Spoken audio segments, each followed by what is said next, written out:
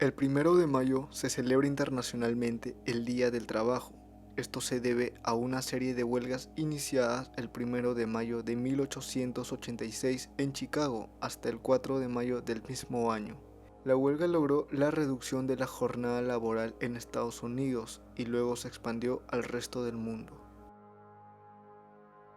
La industrialización favoreció el fortalecimiento de la burguesía, clase social dominante en los aspectos económico, político y cultural de la sociedad del siglo XIX. En lo económico, la burguesía dominó el escenario con grandes comerciantes, dueños de bancos y de fábrica. El liberalismo económico les garantizaba la libre empresa, con una reducida intervención del gobierno en la economía.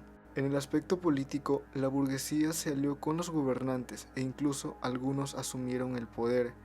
Apoyados en la idea del liberalismo, manejaron categorías como la ciudadanía, la igualdad de todos los hombres ante la ley, los derechos humanos y la obligatoriedad por parte del Estado de respetarlos y protegerlos. El liberalismo político criticó fuertemente la servidumbre. Las personas debían ser libres de trabajar en lo que quisieran o desplazarse donde más les conviniera. En lo cultural, la burguesía generó una ideología que exaltaba el esfuerzo individual, la dedicación al trabajo y la importancia del éxito reflejada en la generación de fortuna en corto tiempo. El proceso de industrialización había creado una clase numerosa de proletarios, quienes para vivir tenían que vender lo único que poseían, su fuerza de trabajo. Hoy puede resultar muy familiar que cualquier persona tenga que vender su fuerza de trabajo para vivir, es decir, tener un empleo. Pero entre 1750 y 1850, las clases dominadas contaban con otras cosas, además de su fuerza de trabajo. Por ejemplo, los campesinos tenían tierras y los artesanos eran dueños de sus herramientas y máquinas artesanales. En la medida en la que el capitalismo se fortaleció, muchos campesinos y artesanos se convirtieron en obreros de fábrica. Esos obreros tuvieron que adaptarse a nuevas formas de relaciones en el trabajo y en el hogar. Tenían agotadoras jornadas laborales de 14 a 16 horas diarias, con unos cuantos minutos para comer, condiciones de trabajo antigénicas y de alto riesgo.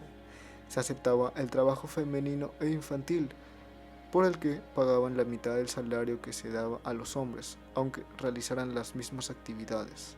En varios casos se implementó el sistema de camas calientes, en el que las nuevas fábricas construían enormes dormitorios donde alojaban a los obreros recién llegados a las ciudades. Como los espacios no alcanzaban para todos, se rotaba. Cuando un obrero terminaba su turno laboral, llegaba al dormitorio donde se acababa de levantar otro obrero para empezar su jornada. Los obreros aceptaban estas nuevas formas de vivir, pues no tenían otro medio de sobrevivencia. Sin tierras y sin contar con medios para volverse ellos mismos burgueses, tenían que vender su fuerza de trabajo a la fábrica. Recordarás el movimiento ludista y el carlismo, que fueron las primeras reacciones de los obreros ante esta nueva relación social.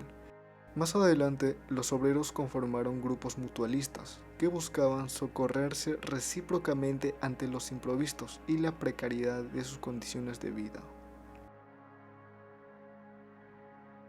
Aunque no se consideraba legal y era reprimida por la policía, uno de los medios que el obrero tenía para presionar al dueño de una fábrica era la huelga.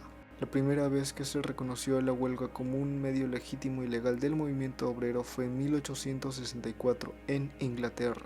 Una de las huelgas más importantes de este periodo fue la ocurrida en Chicago en 1886. Entre el 1 y el 4 de mayo de ese año, los obreros norteamericanos se declararon en huelga, exigiendo el establecimiento de la jornada laboral de 8 horas. Las protestas reprimidas por la policía dieron como resultado algunos obreros muertos. A ellos se les conoce como los mártires de Chicago.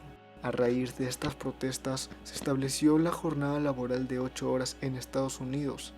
Posteriormente, este logro obrero se extendió por el resto de los países europeos y durante el siglo XX prácticamente al resto del mundo. Para conmemorar este movimiento se celebra mundialmente el 1 de mayo como Día Internacional del Trabajo, al mismo tiempo que el movimiento obrero mejoraba en su organización y conseguía algunas de sus demandas. Empezó a conformarse una nueva tendencia política que hizo fuertes críticas al sistema capitalista, el socialismo. Liderados por pensadores como Karl Marx, Friedrich Engels, Mikhail Bakunin y Joseph Proudhon, entre otros, el nuevo movimiento hizo hincapié en lo injusto de la situación.